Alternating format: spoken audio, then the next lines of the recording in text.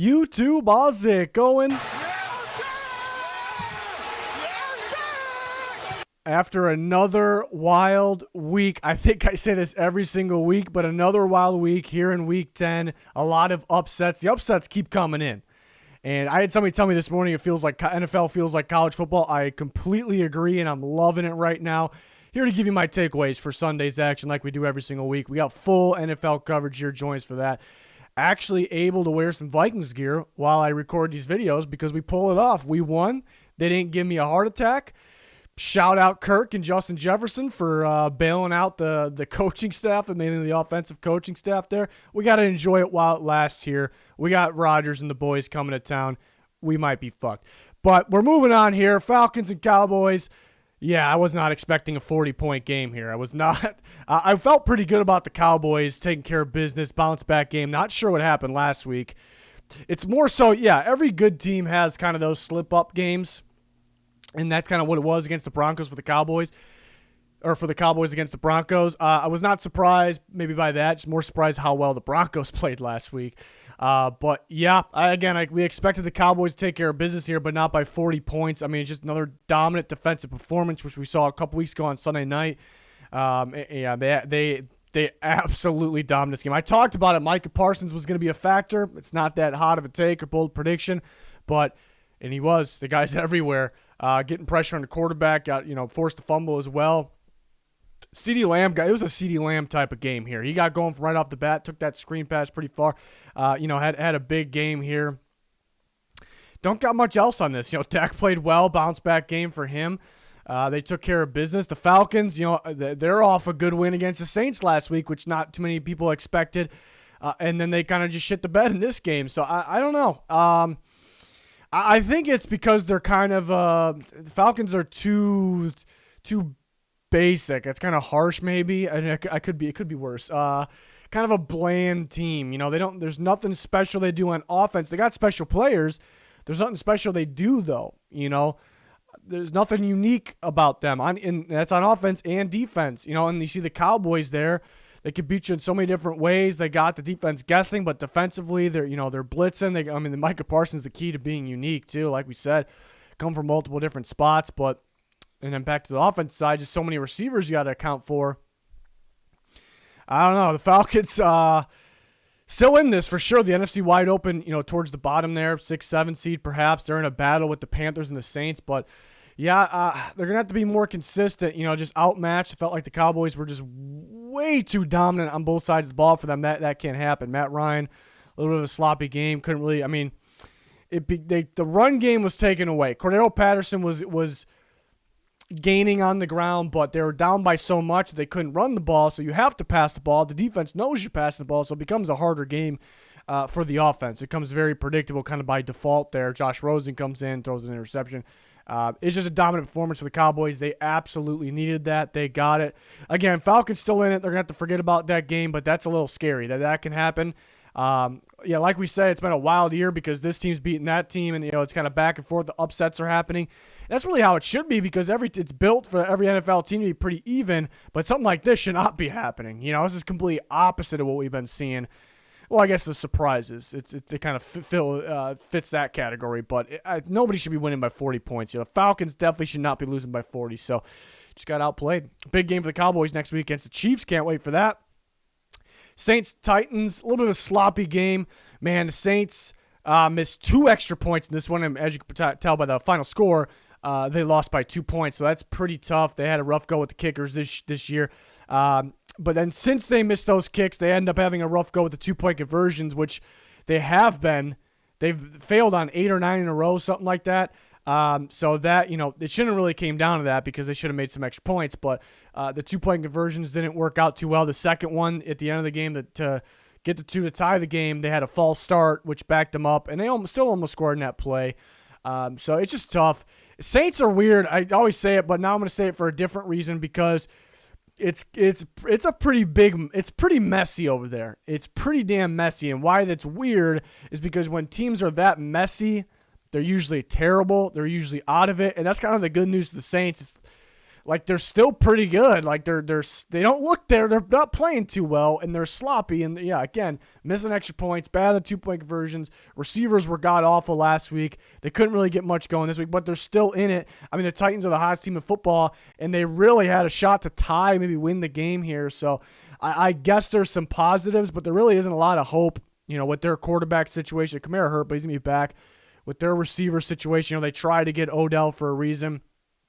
Michael Thomas won't be back, so it's a little bit messy. I think they're beat up on the offensive line as well, and they're allowing more pressure than they normally do. Credit to the Titans. That pass rush is getting better and better. Jeffrey Simmons and Harold Landry, both of them just continue to tear it up. They're getting better by the week. Jeffrey Simmons is an animal. Titans defense stepped up, made plays when they needed to. Saints D did their thing and stopping the run. Titans didn't present. And that's the tough part about the Titans. They're on this winning streak. They're without Derrick Henry, but they couldn't really run the ball. The good news is they still pulled off a win, kind of just passing. But are some teams going to figure it out, and they play the Texans next week, so favorable schedule the rest of the way. They kind of got through the tough part, which is credit to them, impressive. So we'll see if they can figure that out. Not much going for A.J. Brown. He's been dropping some big-time third downs last few weeks. Marcus Johnson was the go-to guy this week. Yeah, again, the Saints had a shot, a little bit, and Simeon's playing all right, but it's not the most ideal situation at quarterback. Kamara was out. Ingram played well, picked him up in both fantasy league stardom, so I was pleased. With his performance. Run defense, not at all worried about the run defense. And honestly, that's kind of the first thing you have to build with defense is you got to make sure first you could stop the run. The Saints are good there. They could get a little better in the pass defense, but the good news is they're still in it. Good news is for the Titans, they continue to roll. They could have put this game away, though. They got very, very conservative. I think they believed in their defense because they've been playing very well. Somewhat understandable. I'm not a big fan of the conservative play. And they didn't really believe that Simeon really could probably bring them back, without Kamara, and he kind of did there. So, Titans got a little conservative there. Run, slip screen on third down. Didn't love that. There was a pretty brutal roughing call in this game that kind of bailed out the Titans, and they end up getting points there. But those kind of been happening like crazy. But the Titans escape. They win that one.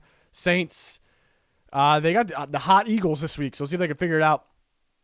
Jags Colts, weird game because the way this game started, if anybody watched it out there, it felt like the Colts were going to just pound them. Like it was going to be bad. It was going to be ugly, maybe somewhat of a repeat of the Thursday night game last week against the Jets. Colts were going to score that many points and maybe not nearly give up as many as they did in that Thursday night game. That's kind of what it felt like right off the bat. They get down the field, no problem. They get a field goal, but then they get a block punt for a touchdown, and then they get one in the end zone again. Jonathan Taylor been a monster. Michael Pittman's been fantastic. But then they kind of slowed down a little bit. I know that's kind of been the we know Frank Reich's a good coach, but at the same time, the kind of knock on him is that he kind of goes away from the run. I kind of can understand. What did Taylor have? He had 21 carries for an insane amount of yards. I understand, you should run the ball more, but I also kind of understand. I wanted to get the exact stats. I think it was 21 for something. 21 for 116. That's a 5.5 average. Yeah, he's been a beast. And the run blocking's been dominant as well. So I think the knock on him would be keep running. The knock on Reich would be to keep running Jonathan Taylor. And they don't come back. The Jags don't come back. You win the game. Yeah, I understand why they're kind of 21 carries, kind of a lot in today's, not a lot, but a good amount in today's era. I wouldn't be a fan of running him 30 times, even though he would get a lot more yards. I understand it. Taylor has a lot of carries under his belt, especially if you factor in his career, his whole career. So I understand it. My knock is, why is, if that's, I'm pretty sure that's their reasoning. They don't want to give the guy 30 carries a game in today's era. It kind of makes sense, even though he would still be fine. He would dominate it. But my knock on that is, Hines gets 2 carries for 12 yards. Hines should probably be getting the ball more. Somebody else should be getting the ball more. I think you do got to run the ball a little bit more. They were kind of, Wentz threw 34 times for 180. So credit to the Jags pass defense, slowing them down, keeping everything underneath, and adjusting in the second half. But yeah, the Colts just couldn't put this game away. They kind of let off the gas. It's weird because usually when teams let off the gas, it's because they're running too much, but the Colts kind of did the opposite. So it's hard to say they let off the gas, but the Jags fight back in this game. They fight back, and they had a shot at the end there. They hold the Colts to the field goal. And with the momentum they had, I really thought they were gonna pull it off. I think they're gonna go score. I just had a weird feeling, but Then they get a strip sack there. The Colts, Deo Adangbo, who is their rookie, who we thought maybe wouldn't play this year because he got hurt in January, somewhere around that range. I did like that pick, though. They've been missing out a lot of pass rushers the last several years. My takes when they took the guys is it felt like they were taking guys that didn't fit, and that kind of end up being the case. And I loved Pay and Odangbo as fits. Those feel like Colts defensive ends, 4-3 defensive ends, and it's definitely too early to tell. I know Pay missed some games. Maybe you would like for him to be a little more productive, but he missed some games. It looks pretty promising at this way too early stage. So I do like the guys they brought in. Big time play. It was a team effort, a unit effort on that last strip sack. Kind of felt like. So the Jags almost pulled it off. Credit to the Jags defense though. They played phenomenal defense against the Bills last week, and they did it again. They struggled to stop the run a little bit, and I guess for the Jags, they were effective running the ball. And I almost want to knock them for not running the ball enough, but kind of going back to earlier. But yeah, they were playing from behind. They didn't want to run too much clock. And receivers just aren't getting separation. It's crazy because the Jags got Marvin Jones, Laviska Shenault, Agnew they paid money to, and he's a weapon. He's done some things for them here and there. But it feels like they don't just need receivers. They need multiple receivers. That's what it feels like. Even if they had DJ Chark right now, who's a free agent, they're just going to need to get some separation receivers. I wouldn't be surprised, way too early to say this, but I wouldn't be surprised if they target a receiver in the first round. For Myers there, one of those Ohio State receivers. They got to do a better job getting separation. But it's still, there are too many long developing routes, which is the play. So that's kind of a knock on the offensive coaching staff there too, the plays itself and the play calls. So they had a shot in this one. Winnable game next week against the 49ers. The Colts, I didn't like that they kind of let them come back, but they started so strong in this game. Surprising one here. I thought this was going to be a tight game. The Patriots absolutely dominated the Browns. Kind of surprising. But yeah, I mean, it's the Patriots are playing like maybe the best defense in football. I mean, look at the Patriots, look at it's hard to say the Bills aren't the best defense in football right now. You look at the Patriots, look at the Bills. I like the Panthers a lot. The Packers are playing really good defense. And the Browns were up there. And that kind of just changed after this game. The Patriots are playing out of their minds defensively. Belichick is such a good game planner. They got the players there now. They got players all over the place. Matthew Judon playing like a defensive player of the year. They give unique looks. They're doing great in man coverage, which is hard to do for the secondary. They're making plays in the secondary, in the back end. They always are so good at game planning and taking your best, kind of the best part of your game away. But at the same time, the Browns, Dearness Johnson was kind of effective. The Patriots just got up so big so early that they by default kind of took the run away. But just credit to the Patriots staff. Mac Jones, didn't light up the stat sheet maybe, but very accurate throws, good timing throws, just so smart. Just a smart quarterback. Big time game for him. Jacoby Myers got his first touchdown. That's fantastic to see. Kendrick Bourne had a good game. My guy Ramondre Stevenson gets his first start, goes off. Love to see that. Offensive line played fairly well, played pretty damn well there. Yeah, and it kind of goes back to what I was saying even last year about the Browns. Everyone getting hyped on Stefanski. Rightfully so. He had a good first year. If you remember, I wasn't too sold on that because I'm not a fan of that. West Coast style is fine, but you have to run. You have to run the ball to make this game plan. You have to run to open up the pass. You have to run the clock. It has to work, and I've been saying that. Like, how do I trust this team to win back game after game after game in the playoffs against the best of the best when something has to work perfectly every single week? I've been saying this for since last year for the Browns and teams that run the same offense, and it kind of shows in a game like this. If you don't start perfectly, and they started and scored, but then it was got a little bit of a mess up in there, and the Patriots got up 21-7 pretty quickly. The interception was pretty bad. There's no coming back from that. It's over. The game plan's over. What do we got? And people are starting to rip Stefanski now. And I still think he could be a good coach, but it's just how common is it for a coach to have like a coach of the year type performance, and he won it, but whether he wins it or not, there's a lot of rookie coaches that do that, and everybody gets way too hyped, and then the guy just goes south after that, It's insanely common. Like, it's likely. If you get a coach that lights it up in year one, you might be scared going forward because that kind of means bad things are coming. It's like, it sounds ridiculous. We're almost at that point. But Browns missing Nick Chubb and Kareem Hunt. They really miss Kareem Hunt. Nick Chubb's their best back, but Kareem Hunt, they really miss him. Passing game and just what he can do. When he's on the field, you don't really know what's coming at you. They really miss Kareem Hunt. They need another receiver. They need another one badly. I'm not trying to throw, saying that they need OBJ. They just need another receiver pretty badly here. Baker's got to play better. I know he's been beat up this year, and it could be a legitimate excuse. He's kind of getting beat up, but he's still got to play better, and he's playing pretty bad football. 0 for 7 downfield in this game. He doesn't really have the help with the receivers right now. He needs Kareem Hunt in there as well, but got to play better. Patriots, again, dominant performance. I knew they would get going at some point in the year. They're exceeding my expectations right now. Defense, insane, absolutely insane right now. So enjoying watching them. Dominant, but just wasn't expecting a 45-7 Patriots victory. Bills, Jets, talked about the Bills. They also scored 45 points, but they kind of needed this game to get going. Defense is playing like the best in football, and they gave Mike White all kinds of problems. It was 4 interceptions, all kinds of problems. Not worried about the defense at all there. In the offense, I shouldn't really be worried about it at all because the Jets defense has been playing pretty poorly. And they get going in that game. They got Breida going. He got 2 touchdowns. I think he did fumble. But you see that they run the ball a little bit more this week, and that helps. I still would like for them to run the ball even more. But maybe they don't trust the run blocking of the running backs themselves. But they use a collection of running backs. I'm good with that. Throw the defense off there. It felt like they made it a point to go to Stephon Diggs in this game. Because it has, the Josh Allen to Stephon Diggs it's been good. It's been a little underwhelming because we expect greatness, every single week.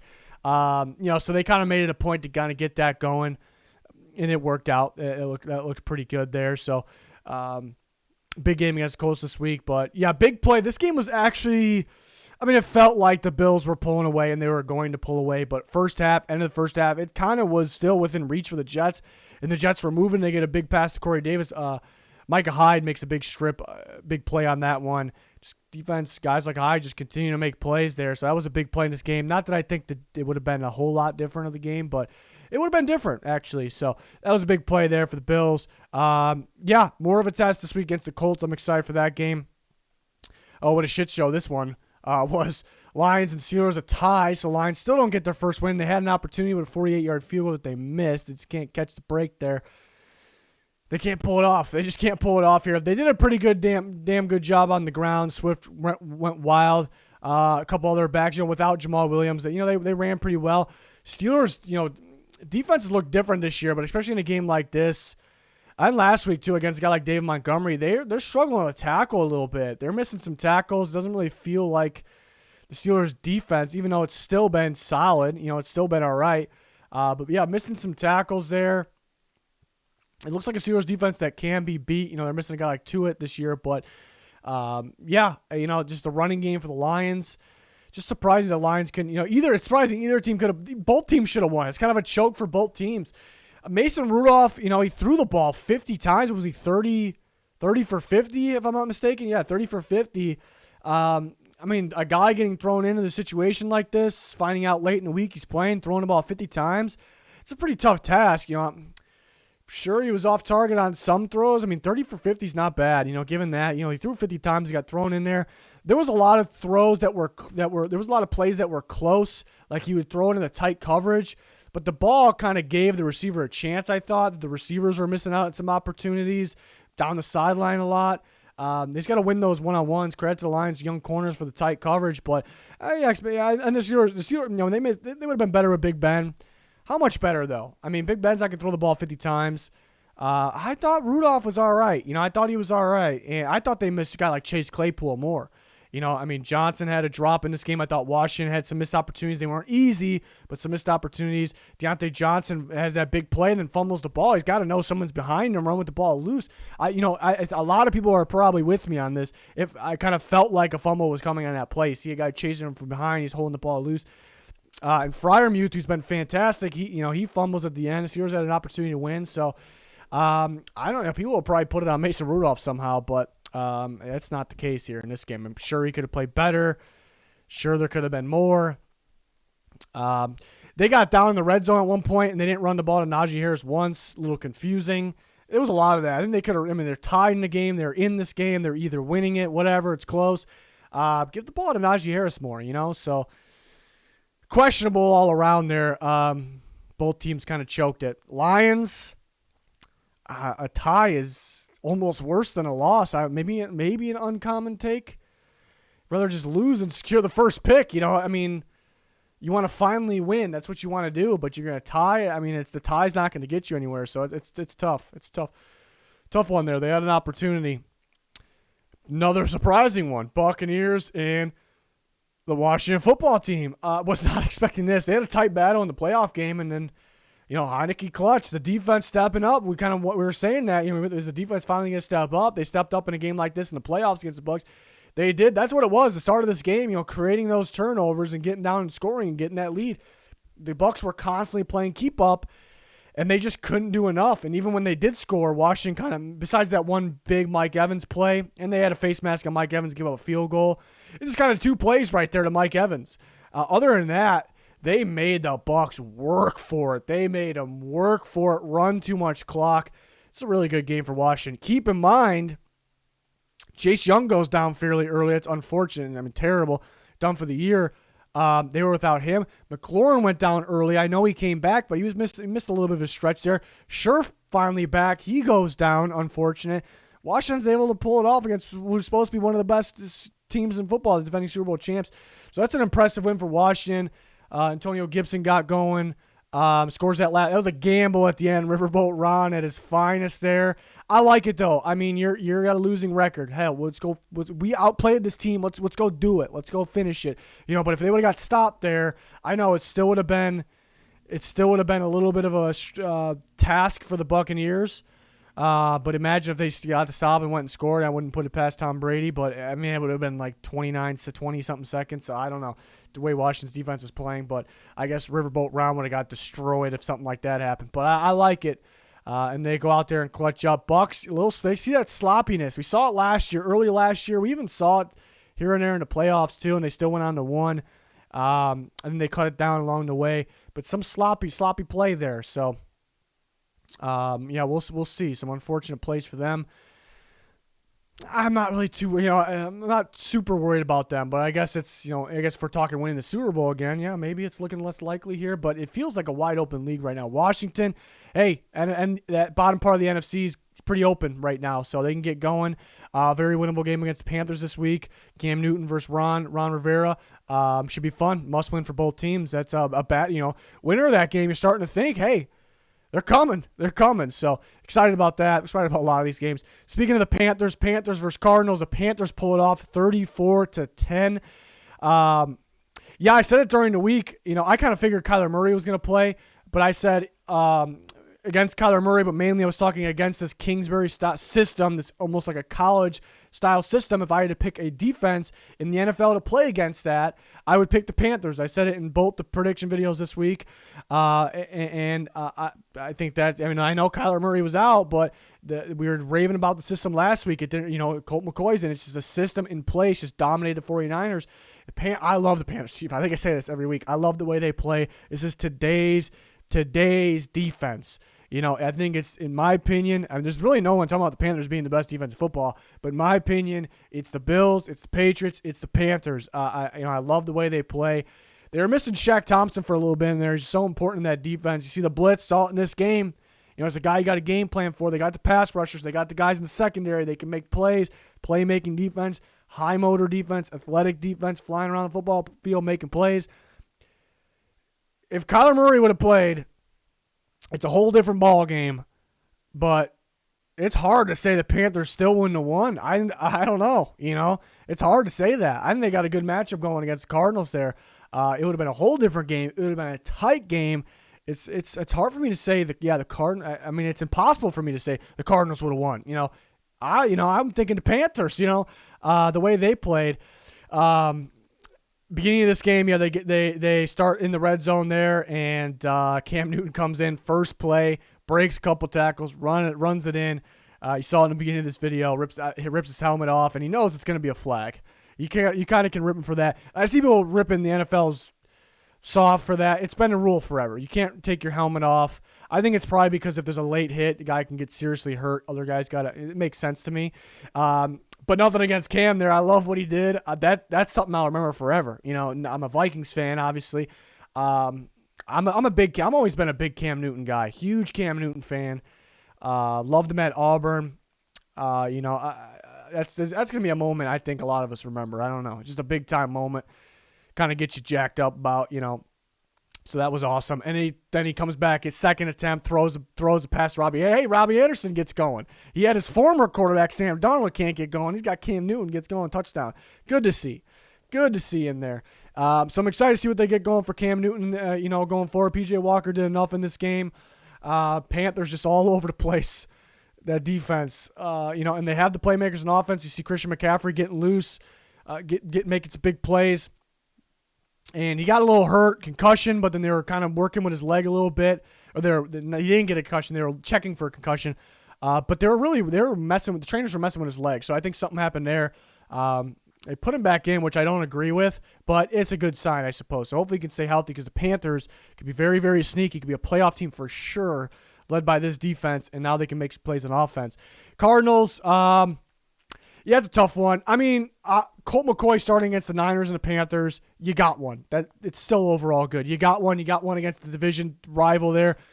Not that the Niners are that much of a threat right now, but it's a good one. You got one at least. But you still wonder, Kyler Murray got to miss in 2 weeks, and it kind of felt like he could have played last week, so it's not something I'm going to worry about. That is he going to be 100%? Are they going to lose because we got a 50% Kyler Murray out there? I'm not really worried about that. I think he's going to be fine because you kind of got the feeling he could have played in this game. They wanted to play it 100% safe because he's a young, good quarterback, and they're thinking about playoffs. Hopkins should be back as well. So I'm not really worried about Murray playing well when he comes back. Seattle's got a pretty tough defense, though. They play Seattle somehow, out of nowhere they do. Seattle, that is. So it'll be a tough game next week. They're probably thinking about that game. So they saved him for that. So, yeah, we'll see. But now you're just kind of back into must-win mode, even though they're still at the top of the NFL. But you got to, claim that division there, and you can't let up like they did at the end of last year. So that has me, it kind of makes you think a little bit. Hopefully they don't go south here, but I think they'll be fine. They should be fine. I think Kyler Murray's 100% now. We'll see, though. I thought he would play this week, so we'll see. I'm not really the injury guy. Panthers, watch out for the Panthers moving forward here. Vikings, Chargers. The Vikings did it. They didn't. It didn't come down to the last play. They pulled it off. I'm still going to rip the coaching staff here, because they come into this game. The Chargers give up 161 yards per game on the ground. It's ridiculous. It's just terrible. So the Vikings got to run and the Vikings' problem in the past weeks was getting too conservative, running the ball too much, throwing too many slip screens, getting at the point where it's too predictable in the game and you have a lead and you're blowing it. So this game, they're going to do that, right? There's a weakness of the Chargers. They're going to run the ball. They're going to throw slip screens. Early in this game, they weren't doing it. They get the ball. They pass. There's a sack in there. They'll run it once. The Cook, he gets 12. They did a slip screen early to Madison. He got 24, and it just kind of went away from that. And luckily they're surprisingly too. They're playing good defense. We'll get to the Chargers and how I don't know how they can't move the ball in the Vikings defense. And they lost time of possession game that plays a part. We'll get to it. So the Vikings, they kind of had a backwards game plan. They're gonna think we're running because that's all we do, and they can't stop the run, and we're gonna throw the ball. I didn't really agree with that. And there was one point where they got to the 1 yard line. Cook got them, runs the ball well, gets them to the 1 yard line, and they throw a goal line fade, incomplete. They throw another pass, ends up being a holding. They're not going to be a holding if it's a run. They get backed up. They only get a field goal. Luckily their defense is playing well at that point. And then they started running more. So they got going. At the end of the day, I can't rip them too much because it worked because they passed well. They actually, Vikings ran well. They ran well in crucial situations. Cook got some good yards. But Cook ran for 90-something yards. They again, Chargers give 161. Vikings ran for just over 100, 103, 108, somewhere around there. So that's really not won the game. Kirk Cousins, this was a ridiculous game for Kirk Cousins. They were passing after passing, under pressure like crazy. This is probably one of the worst Vikings offensive line performance of the year, which has been better than normal. Under pressure, getting hit as he throwing the ball. They have a lot of 3rd and longs. They're getting it. Justin Jefferson had a big game. They finally got Jefferson going over the middle of the field, and he had big plays on the sideline as well. Kirk Cousins played, out of his mind down the stretch of this game. Had to make some clutch plays. It was the Kirk and Jefferson show here. Tyler Conklin got 2 touchdowns. Credit to him. So in the pass, Chargers got a good pass defense, and they called some passes and they executed. It's just odd that this is the game they trust Kirk Cousins to throw downfield. Other games they're winning because they're throwing downfield, and they kind of just shut them down. They just stop letting them play, and they're kind of backwards. They are backwards, but it worked out in this game. I like the gamble at the end of the game. No field goal. Don't rely on the field goal. Pitch it out to Cook. I like that. That's a good job there. So I guess you can't rip them fully. Chargers, I'm confused on how they couldn't move the ball more, get more production on offense. The Vikings have been struggling defensively, and they're pretty depleted defense. Daniil Hunter, their star pass rusher's out. Harrison Smith, their star safety's out. Anthony Barr's out. Michael Pierce has been out. Patrick Peterson's out. Rashad Breeland's been hurt, playing this game. There is a legitimate reason why the Chargers maybe struggled against the Patriots and the Ravens. We've talked about it. Going against a young quarterback, that's unique defenses, unique pass rushes. They give different looks, like disguises, man coverage. Really good at blitzing, both of them, the same type of defense. So that kind of made sense to me. But the Vikings play a lot more zone. They mix some man in here, and they finally mix some blitzes in there and 3rd down, towards the end of the game, crucial times of the games. But there's no reason the Chargers should be able to move the ball. And you'll say it's time of possession. The Vikings held the ball, drained the clock, had more plays. That's true. Justin Herbert still had 35 attempts, though, which is right under Kirk Cousins did. It's a defense you should pick apart. It didn't really have too much help. It's kind of Keenan Allen out there. Again, I still think they need another receiver. Mike Williams really went downhill. He dropped a crucial ball later in this game as well. I'm just really surprised and disappointed with the Chargers to be able to get more offense going. It's kind of a thing that they're going to get outplayed in terms of the time of possession, but they had chances. So, and I'm surprised their pass defense gave up some crucial plays. They were probably too worried about the run, maybe. It's disappointing outing because I had some high hopes for the Chargers, and just like it flips with a game like this. They could go win games, they can make the playoffs, but they're gonna get the other team's gonna run more plays than them. It's very likely, and they're not executing like they should be in their chances. And Patriots game, it felt like kind of limited chances. This game, it didn't really feel like limited. It just lessened the other team, So. I'm disappointed in the Chargers game like that. They got to get going. So not a whole lot of faith for them going forward. Doesn't mean I think they're going to lose the rest of their games. They're not going to make the playoffs. I thought they can be they can be a division winner here, be a top 3 seed even. That's looking a lot less likely with a game like that. Eagles, Broncos. Eagles are getting better. I thought the Broncos were getting better again, but it turns out they're still the Broncos. Eagles feel like they're really getting better. Jalen Hurts throwing the ball. He had a really bad interception, but other than that, really getting better at throwing the ball. We saw that last week. I said it last week. Devontae Smith, we saw him getting better last week, getting more looks from Jalen Hurts. This week, again, that catch over Surtain was ridiculous. He's a big-time player. People forget. They look at him. He's quick. He's fast. He's really good at running routes. He's fast after the catch. People forget he's very good at contested catches. If you didn't watch him in Alabama, then now you know. He's really good at those. He's going to be a star player. He is. It's just a matter of getting him the ball more, kind of getting him in his groove, and here we go. Eagles looking good. Eagles dominant running the ball. They start the game. They got the formula here. They're running the ball early. Jordan Howard breaking a lot of tackles. They use Boston Scott as well. Hurts running the ball well. Wear the defense down. Open up the pass. It's not easy to stop. It's one that you kind of can know what's coming, but you don't at the same time because Hurts could be taking the ball one way and the running back could be going the other way. But you still can't stop it, So the Eagles are getting good. They're getting pretty good. Defense played well. I wasn't really thrilled about their defense recently. They played extremely well. Darius Slay had a fumble for a touchdown. That was huge. Been pretty locked down here. So they're definitely getting better. Even if they start, they play some tough teams, they lose games. If they do that, I still feel like they're an improved team, no matter what they do here. It feels like they are getting better and some hope there for sure moving forward. for the Eagles. The Broncos, yeah, I talked about it. A couple weeks ago, we saw them play the Browns, and the defense didn't feel like a Broncos defense. They were, the first guy missed the tackle. Guys were getting run over. They're getting pushed for extra yards. There's out physical, giving up some plays here and there in the passing game. It was very disappointing. And then all of a sudden that went away. They've had some dominant performances. I'm like, oh, they fixed it. They're gone. But I was like, Eagles pretty effective running the ball. They get pretty physical. Could this pop up again for the Broncos? It did. It wasn't as bad. There wasn't as many missed tackles, but I don't know. It just got outplayed, just got outworked in that game. So it just felt like the Broncos were back. Last couple of weeks just kind of makes you kind of think it was just kind of, I don't know what happened, but we're past it. It's probably not going to, is it going to happen again? Yeah, sure, they can win some games, but not the greatest performance from them at all offensively. Just not enough. A lot of throwing underneath, a lot of getting to the running backs. Can't get much going. Javonte Williams needs more carries.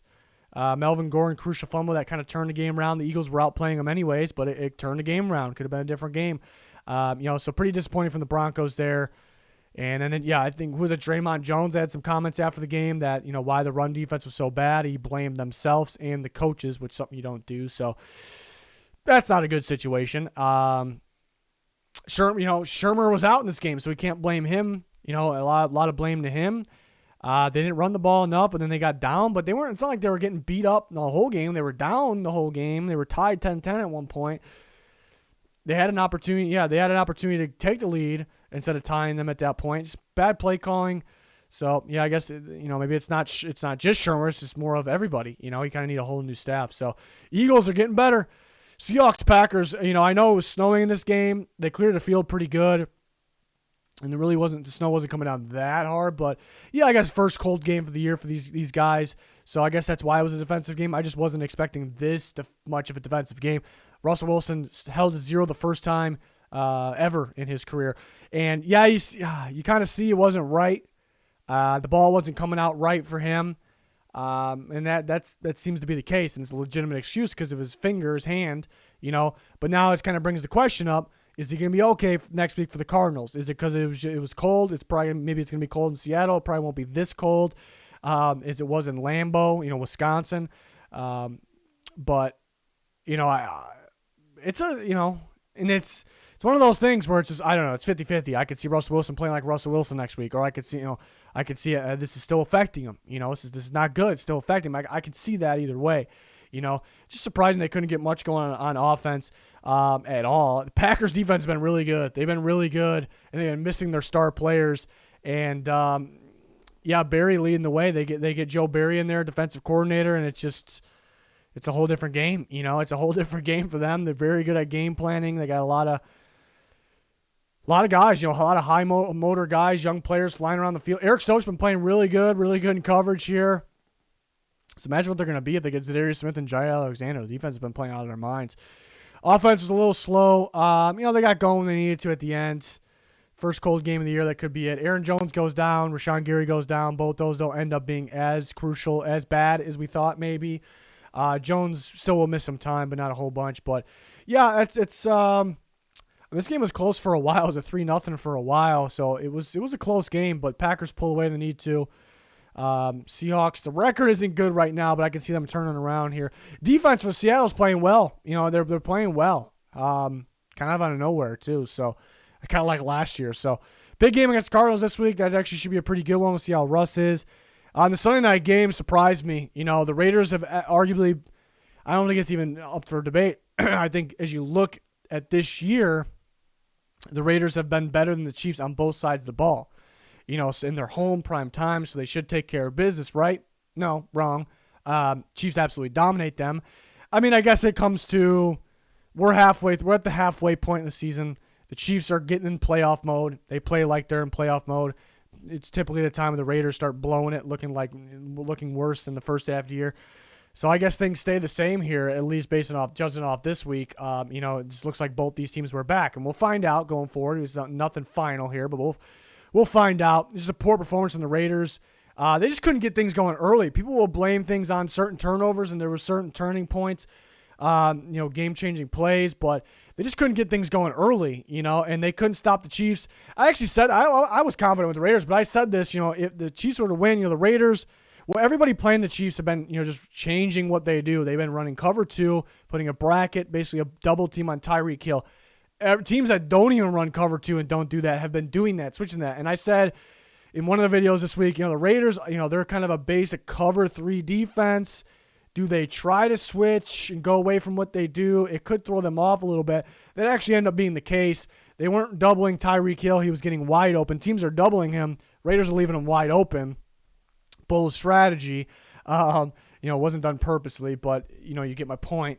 And, the Chiefs were just able to pick this apart. So they got a good matchup against the Raiders. They look like the Chiefs are getting better. They're kind of getting in that mode, But the Raiders couldn't get anything going offensively. I don't know why. You should be able to move the ball.